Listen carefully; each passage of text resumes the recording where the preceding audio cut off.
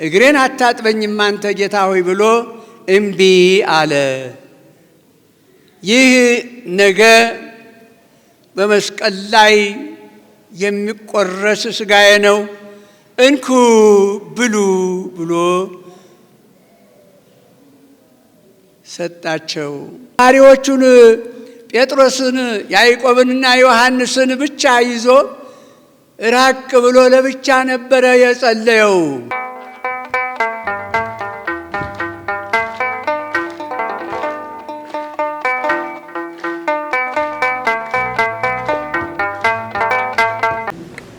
ጽዋህም ጽኑ ነው፣ ያጠግባል፣ ያረካል ይላል ነቢዩ ዳዊት በመዝሙሩ 22 ወይም በቅንፍ 23። ይቺ ሳምንት የሕማም፣ የመከራ፣ የሐዘን፣ የእንባ፣ የመውደቅ፣ የመነሳት አቤቱታ የማቅረቢያ እኛ ልንቀበለው ይገባው የነበረውን ይህንን ሁሉ የመከራ አይነት የተቀበለልን መከራውን ተቀብሎ በመስቀሉ ተራራ የሥጋና የነፍሳችንን ነፃነት ያወጀልን የዓለም መድኃኒት ኢየሱስ ክርስቶስን ሕማሙን፣ መከራውን፣ ስቅለቱን፣ ሞቱን፣ የማዳኑን በጎ ሥራ የምናስብባት ዕለት ናት።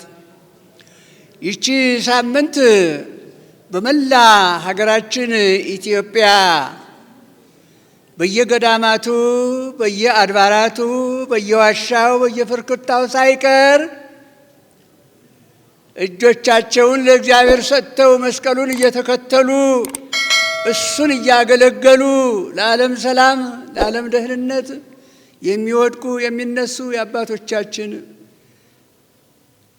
መነኮሳት፣ መናንያን፣ ባህታውያን በመላውም ዓለም ቤተ ክርስቲያናችን በተስፋፋችበት በምትገኝበት ሁሉ የሚፈጸም የሚከናወን ታላቅ መንፈሳዊ ሥርዓት ነውና ይህንን ምስጋና፣ ይህንን ስግደት፣ ይህንን መውደቅ መነሳት፣ ይህንን መማፀን ተቀብሎ ለሀገራችን ኢትዮጵያ ፍጹም ሰላም፣ ለሕዝባችን ደህንነት በረከትና ጸጋ የሚያሰጥ ያድርግልን።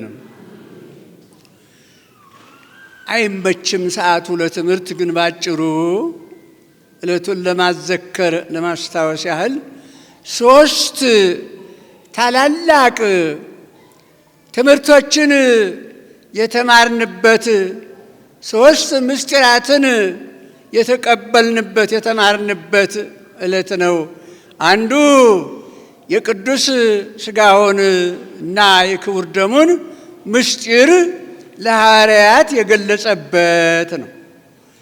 ሁለተኛው ራሱን ዝቅ አድርጎ የተማሪዎቹን የደቀ መዛሙርቱን የሐዋርያትን እግር ያጠበበት ነው።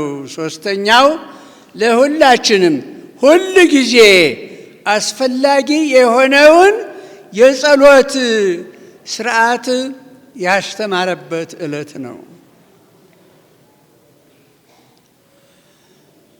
ዕለተ ዓርብ የመከራው፣ የሕማሙ፣ የሐዘኑ፣ የጭንቀቱ ሁሉ መጨረሻ መደምደሚያ የድህነት ቀን የሚሰቀልባት ቀን ስለሆነች ዕለተ ዓርብ በዕለተ ዓርብ የሚሰቀለውን ሥጋውን የሚፈሰውን ደሙን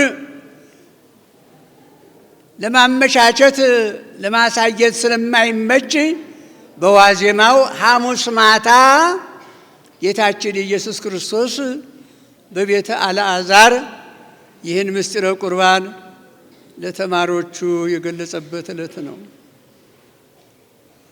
ተማሪዎቹን ሰብስቦ ለራት ከመጣላቸው ዳቦ አንዱን አንስቶ በፊታቸው ቆሞ ጸልዮ ባርኮ ቆርሶ ይህ ነገ በመስቀል ላይ የሚቆረስ ሥጋዬ ነው፣ እንኩ ብሉ ብሎ ሰጣቸው።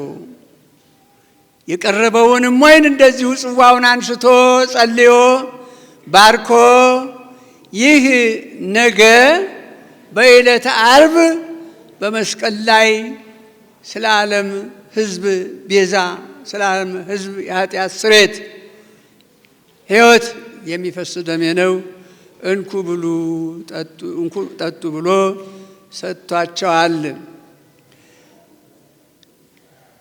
የኦሪቱን መስዋዕት በሐዲስ ኪዳን ለውጦታል። ሥጋውን ደሙን ከመስጠቱ በፊት የበሉት የጠጡትን በሆዳቸው በውስጣቸው የነበረውን በተአምራት አስወግዶላቸዋል። አዎ በተአምራት አስወግዶ ይህንን አዲሱን ሥጋውን ደሙን እንዲበሉ አድርጓል። እኛም እዚህ ላይ የምንማረው ትምህርት አለ። ሥጋውን ደሙን መቀበል የበሉት የጠጡት ከሆድ ሲጠፋ በጉረሮ በላንቃ ምረት እስኪሰማ ቆይቶ ነው። እንዲያው ረዘም አድርጎ ሰዓቱም እስከ 18 ሰዓት ሥጋውን ከመቀበል በፊት መቆየት ቢቻል፣ ካልተቻለ ደግሞ ቢያንስ 14 ሰዓት ቆይቶ ሥጋውን ደሙን መቀበል ይገባል። እና ይሄ በዳዊት የጠቀስኩት ጥቅስ ምንድን ነው? ጽዋዬ ከኔ ጽኑ ወያረጉ፣ ጽዋ ጽኑ ነው፣ ብርቱ ነው፣ አንዱ በቃይ ነው ማለት አንድ ጊዜ በመስቀል ላይ የተቆረሰው ሥጋው እስከ ዓለም መጨረሻ ሲሰጥ ይኖራል። አያልቅም፣ አያቋርጥም፣ አያበቃም። በመስቀል ላይ የፈሰሰ ደሙ እስከ ዓለም ፍጻሜ ሲሰጥ፣ ሲቀዳ፣ ሲታደል ይኖራል የማለትን ምስጢር ያሳየናል።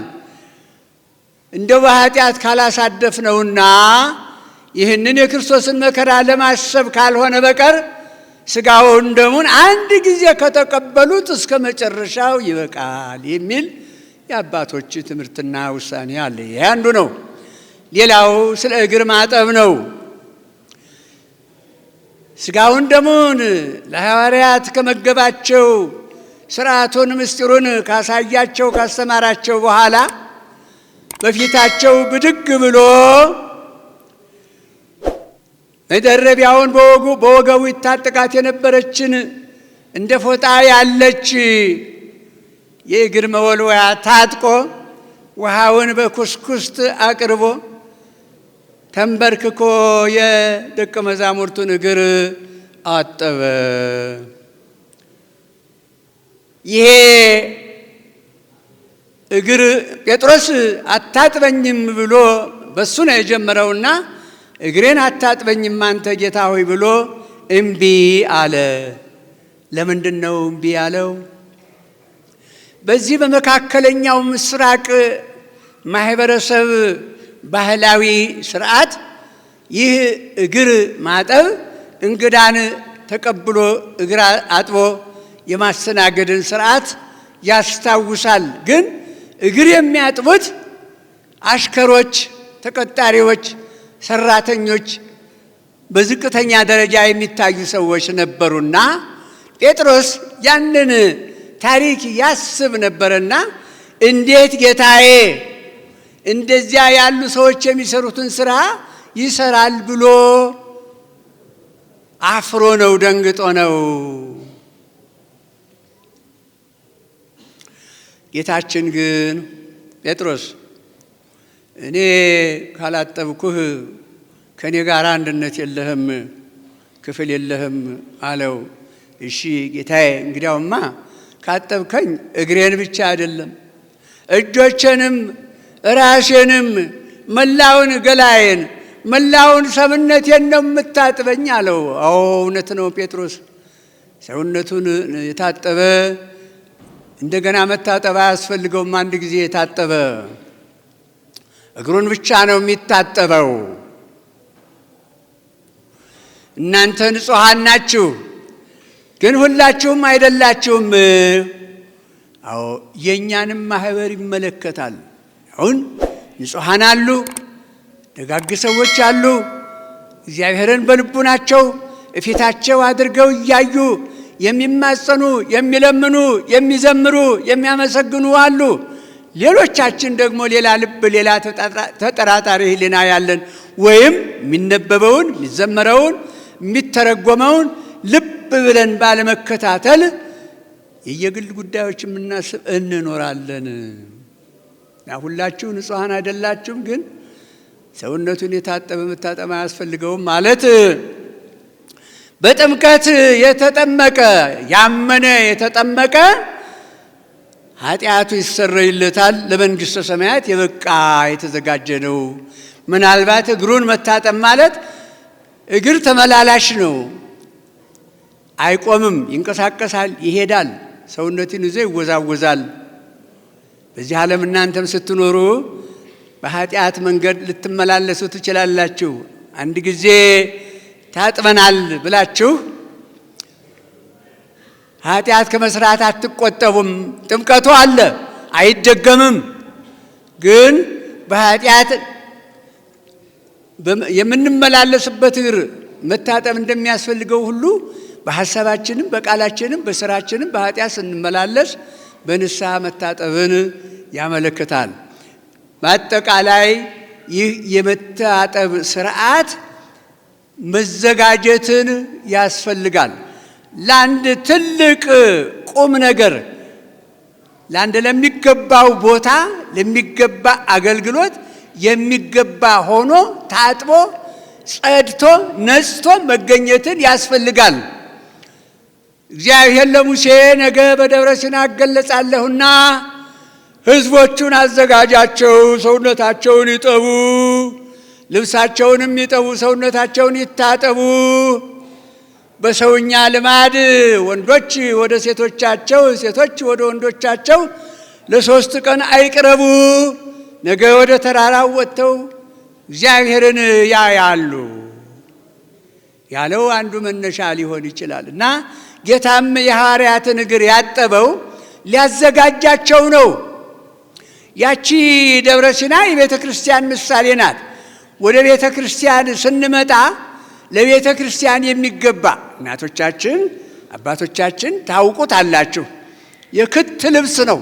የታጠበ የታጠነ አልባብ አልባብ የሚሸት ልብስ የተቀደሰ ለብሶ ነው ወደ ደብረ ሲና ቤተ ክርስቲያን መምጣት የሚገባውና ይህንን ያሳስበናል። ሌላው ሐዋርያትን ሲያዘጋጃቸው ነበረ እነ ጴጥሮስን። ለምን? ለአደባባይ ትምህርት፣ ለወንጌል ትምህርት፣ ለምስክርነት ሕማሙን፣ ስቅለቱን፣ ሞቱን፣ ትንሣኤውን፣ ሥጋውን ደሙን መለገሱን፣ ዕርገቱን፣ ዳግም ምጽአቱን እንዲያውጁ እንዲያስተምሩ፣ የቤተ ክርስቲያንን መልእክት እንዲያከናውኑ ሲያዘጋጃቸው ነው። ሌላው እግርን ማጠብ የፍቅር ምልክት ነው፣ የትሕትና ምልክት ነው። እዘር ፍቅረ ወትሕትና ውስተ አልባቢክሙ። እነሆ ይህንን በማድረጌ በቃል ያስተምረው የነበረውን በተግባር እያሳየ ነው። እግራችሁን ማጠቤ ፍቅርን፣ ትሕትናን በልባችሁ ልዘራባችሁ ነው። ፍቅር፣ ትሕትና በልባችሁ እንዲዘራባችሁ፣ እንዲበቅል፣ እንዲለመልም፣ እንዲያብብ፣ እንዲያፈራ በልጆችና ወላጆች፣ በመምህራንና ደቀ መዛሙርት፣ በአረጋውያንና ጎልማሶች እንዲሁም እርስ በርስ የመተሳሰብን፣ የመከባበርን፣ የመረዳዳትን፣ የትሕትናን፣ የፍቅርን ትምህርት ያስተማረበት መልእክት ነበረ። አዎ ዝቅ ማለት ያስፈልጋል። ከፍ ማለት የሚቻለው ከዝቅታው ሲጀመር ነው። ከታች ያልተጀመረ የትህትና የፍቅር የመታዘዝ ምልክት የሌለው እላይ ወጥቶ ሊቀመጥ አይችልም። ቢቀመጥም የሚሰራው ስራ የለውም። በይበልጥ አባቶቼ ይሄ ተልእኮ የሐዋርያትን እግር የማጠቡ እርስ በርስ የመተጣጠቡ መልእክት እኛን በቤተ እግዚአብሔር በቤተ ክርስቲያን ቀዳሚ አገልግሎት የምንሰጠውን አስተዳዳሪዎቹን፣ ቀሳውስቱን፣ መነኮሳቱን፣ መምህራኑን፣ ዲያቆናቱን ይመለከታል፣ በብርቱ ይመለከታል። ምክንያቱም የሕዝቡ ዓይን እኛ ላይ ስለሆነ ሕዝቡ ዓይኖቹን ተስፋውን የሚያነጣጥረው እኛ ላይ ስለሆነ አለባበሳችንን፣ አረማመዳችንን፣ አነጋገራችንን፣ አጎራረሳችንን ሁሉ ይመለከታል። ከዚያ ላይ የሚማረው ትምህርት ስላለ እኛ ቀዳሚዎች፣ እኛ መሪዎች፣ እኛ አስተማሪዎች ስለሆንን በቃላችን ብቻ ሳይሆን በተግባራችን ሆነን መገኘት እንዳለብን ያስተምራል። የመጨረሻው የጸሎት ፕሮግራም ነው። ጌታችን መጀመሪያ ከመገባቸው በኋላ ሐዋርያት ተነስተው ዝማሬ ዘምረዋል፣ መዝሙር ዘምረዋል፣ እግዚአብሔርን አመስግነዋል። ሥጋውን ደሙን ከተቀበሉ ምስጢሩን ሥርዓቱን ካዩ በኋላ የማህበር መዝሙር ዘምረዋል። ያ ዝማሬ ቅዳሴ በሚቀደስበት ሥጋው ደሙ ቁርባን በሚከናወንበት ጊዜ ሁሉ ይደረጋል። ከቅዳሴ በኋላ የዝማሬያችን ምሳሌ ነው ተብሎ በአባቶች ተነግሮናል፣ ተምረናል። እና ጌቴሴማኒ ተባለች ቦታ ሄዶ ጌታችን በጉልበቱ ተንበርክኮ ግንባሩን መሬት ትቢያውን አስነክቶ አባ አህልፋ መሰይት ካለከ መሰይት ካል አባ አህልፋ ለዛቴ ጽዋ ያለኔ ሞት የዓለሙ ድህነት የዓለሙ ሕይወት ያለኔ መከራ ያለኔ መንገላታት የዓለሙ ክብር የሚቻል ከሆነ ወይም እኔ መከራውን ተቀብዬ ሞቱን ሞቼ ዓለምን ማዳን የሚቻል ከሆነ እኔ ሞቼ እኔ መከራውን ተቀብዬ መከራው ከወደቀባቸው ምእመናን የመከራው ጽዋ የሞቱ ጽዋ የጥፋቱ ጽዋ ይለፍላቸው። ነገር ግን የኔ ፈቃድ ካንተ ፈቃድ የተለየ ሆኖ የኔ ፈቃድ ይሁን አልልም። የኔና ያንተ የአባቴ ፈቃድ አንድ ስለሆነ ያንተ ፈቃድ ይሁን እላለሁ ብሎ በጸሎቱ ቦታ ስለኛ ስለ ዓለሙ ድህነት የጸሎትን ስርዓት ያስተማረበት ነው። ተማሪዎቹን ጴጥሮስን ያዕቆብንና ዮሐንስን ብቻ ይዞ ራቅ ብሎ ለብቻ ነበረ የጸለየው። የግል ጸሎትንም ያሳያል ወገኖቼ። እንዳው አንገትን እንደ ግመል ቀና አድርጎ ዙሪያውን እየዞሩ ይሁልኝ ስሙልኝ ለለለለለለለለለለ ይህ ጸሎት አይደለም። የግል ጸሎት በተለይ በምስጢር አይቶ በግልጽ ለሚሰጥ የባህሪ ጌታ የባህሪ አምላክ እኛ እንሰውራለን እንሸሽጋለን ብንል ወይም እንሰወራለን እንሸሸጋለን ብንል የማንሰወረው የማንሸሸገው ልቡናችንን ግልጽ አድርጎ የሚያዩ ብርሃን አምላክ ለሱ በግል ቤታችንን ዘግተን አንገታችንን ደፍተን አዩን አላዩን ሳንል ለሱ የምናቀርበው የግል ጸሎት ነው። እናንተም ጸልዩ ብሏቸው ነበረ። አንድ ጊዜም ሁለት ጊዜም እሱ ጸሎቱን አድርሶ ሲመለስ እንቅልፍ ያንጎላጃቸዋል። እናንተ አሁንም ተኝታችኋል፣ አንዲት ሰዓት እንኳን መትጋት አትፈልጉም፣ መንቃት አትፈልጉም፣ እግዚአብሔርን ማመስገን እግዚአብሔርን ደጅ መጥናት አትፈልጉም። ንቁ፣ ከእንግዲህስ ጊዜው ደርሷልና ተነሱ እንሂድ ነው ያላቸው። እና እኛም ብዙ ተኝተናል ወገኖቼ። እስቲ ወደፊታችን ያለውን ከኋላችን የተከተለውን በፊታችን የቀደመንን ነገር እስቲ በግራም በቀኝም ያለውን በዓለም ላይ ያለውን ነገር ሁሉ እስቲ እንመልከተው ወገኖቼ። ምንተኛበት ጊዜ ነው? ምናንቀላፋበት ጊዜ ነው? ጤናማ እንቅልፍ ነው ምንተኛው ወይስ ቅዠት መባከን ያለበት ነው? ፍርሃት፣ ድንጋጤ፣ ስጋት ያለበት ነው? አስቡ እናስብና እንዲያ ከሆነ ዓይኖቻችን በእንቅልፍ ቅንድቦቻችን በእንቅልፍ እንዳይከብዱ ነቅተን ተግተን እንጸልይ። ማሰሪያው ይሄ ነው። ወደ ፈተና እንዳትገቡ አንድም ከመጣባችሁ መከራ ፈተና እንድትወጡ ለጸሎት በጸሎት ትጉ ብሎ እንድንጸልይ በትጋት እንድንኖር በንቃት እንድንኖር አካባቢያችንን እየመረመርን ሁሉን ማድረግ ለሚቻለው ጌታ አቤቱታችንን ደስ ካለን ምስጋናችንን ከከፋን ካዘንን ሐዘናችንን እንድናቀርብ ይህን ትምህርት አስተምሮናልና እሱ ባስተማረን መንገድ እንድንሄድ ሕይወት ኢየሱስ ክርስቶስ፣ መንገድ ኢየሱስ ክርስቶስ፣ ብርሃን ኢየሱስ ክርስቶስ ሁላችንንም በቸርነቱ ይምራን፣ ለትንሣኤው ብርሃን ያድርሰን።